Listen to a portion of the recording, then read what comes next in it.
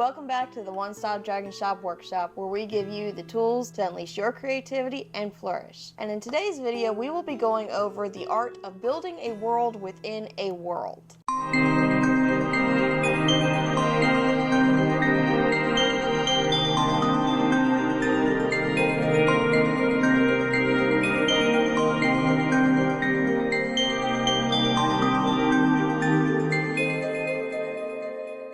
You might be asking yourself, what exactly is that? When you pick up a fantasy book or romantasy, either one, quite often you have a world completely outside of our world, completely made up realm or kingdom or whatever have you. And those are fine, they are great, I love reading them myself, but it is equally as fun to create a world within our own world, a complete society, a quiet society that flourishes, but it's done around the real world. Another good genre that really depicts this is your urban paranormal or urban fantasy. Yes, definitely. They do a really good job with that. And for those who do not know, urban mostly means to stay in one area. So it means if your series is based or your story is based in a certain town, it's going to remain in that town. That is your urban area. When we were writing the Dragons of Draganos, of course, if you've read that book, we loved creating our own world. But prior to that, we had Vampires Among Us,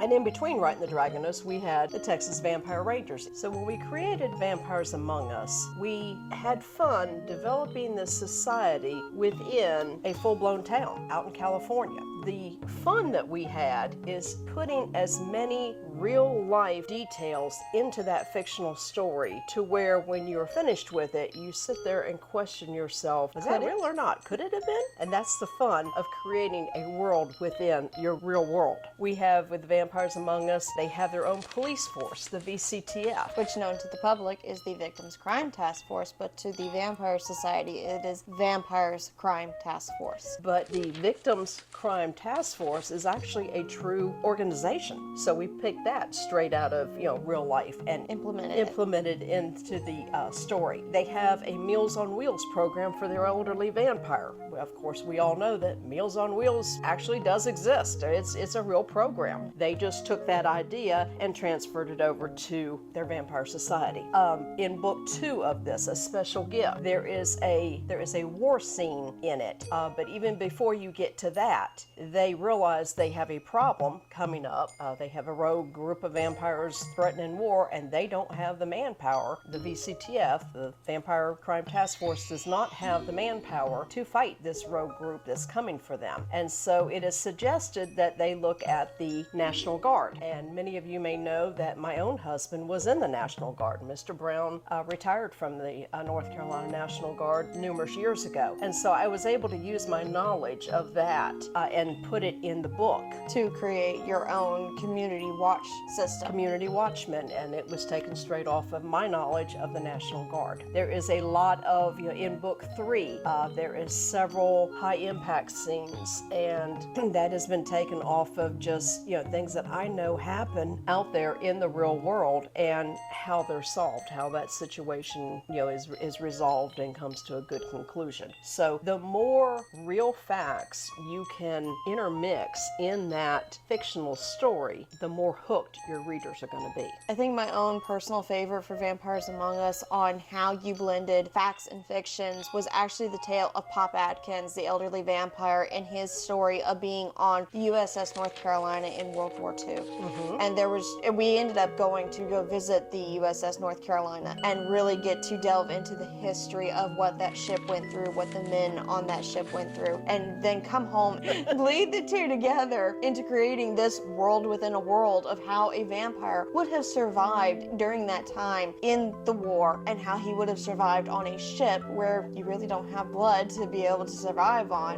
How would they do that? How would a vampire survive? It was a very interesting time to do that. If you decide to do this, and I highly recommend because it is a lot of fun, but ask yourself, if your characters actually existed on our world, where would they live? How would they survive? How would they keep those extra abilities or what makes them special hidden from the real world? How could they go unchecked by the human eye? One of my favorite memories is a good friend of mine finished a special gift and messaged me, and she said, "I'm crying." And I said, "Why?" And she said, "Because I'm at the point where Erica is having to say goodbye to Kevin because they're getting ready to fight this rogue group of vampires, and she doesn't know if he's going to come back, if he's going to get injured." And she herself in the book recollects that, this is what military spouses go through all the time when their spouse deploys in the military. They don't know when they're coming back. They don't know if they're going to come back in one piece, uninjured. Pray that they do, but there's no guarantee. And she said, and I realized in reading that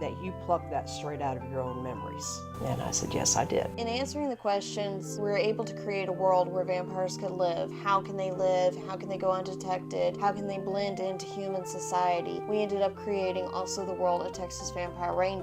Of course, we know the Texas Rangers actually do exist. That's a real thing. And then, of course, you also got the sports game, or sports team, I should say. It's not a game, it's a team. Taking that one step further, we decided to see how far we could stretch that truth. And what if the Rangers were vampires? What if they helped police not only the human society, but the vampire society as well? It is perfectly fine to create a fictional world that revolves or incorporates a real world. Vampires Among Us and Texas Vampire Rangers does this beautifully. There's nothing wrong with it. The more that you can intertwine true facts, like the USS North Carolina or the National Guard or even the Texas Rangers, which I always want to just now refer to as Vampire Rangers. These are true things in the real world that help you put together extra details in your fantasy world or your urban fantasy world. And ultimately, you want your reader to sit there and scratch their head at the end and go, Could it really happen? That's when you know you've written a good book. So, until next time, don't stop learning and never stop dreaming.